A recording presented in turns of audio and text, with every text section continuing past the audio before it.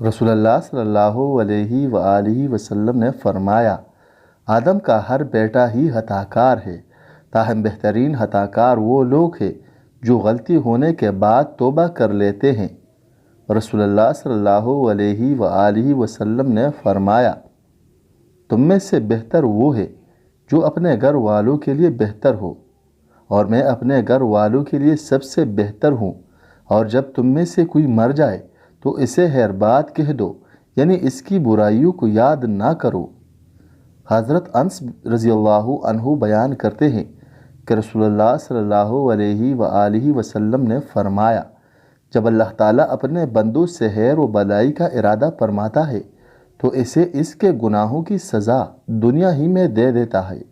اور جب اپنے بندے سے شر کا ارادہ فرماتا ہے تو اس کے گناہ کے معاملے کو مؤخر فرما دیتا ہے، حتیٰ کہ وہ اس کے بدلے میں روز قیامت اسے پورا بدلہ دے گا۔ نبی کریم صلی اللہ علیہ وآلہ وسلم نے فرمایا، خبردار ہو جاؤ، بدن میں ایک ٹکڑا گوشت کا ہے، جب وہ درست ہوتا ہے تو تمام بدن درست ہوتا ہے، اور جب وہ خراب ہو جاتا ہے تو تمام بدن خراب ہو جاتا ہے۔ سنو، وہ ٹکڑا دل ہے۔ حضرت عبداللہ بن عمر رضی اللہ عنہ راوی ہے، میں نے رسول اللہ صلی اللہ علیہ وآلہ وسلم کو یہ فرماتے ہوئے سنا ہے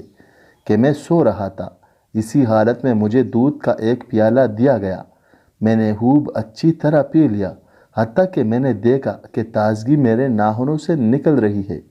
پھر میں نے اپنا بچا ہوا دودھ عمر بن الخطاب رضی اللہ عنہ کو دے دیا۔ صحابہ رضی اللہ عنہم نے پوچھا، آپ نے اس کی کیا تعبیر لی؟ آپ صلی اللہ علیہ وآلہ وسلم نے فرمایا، علم۔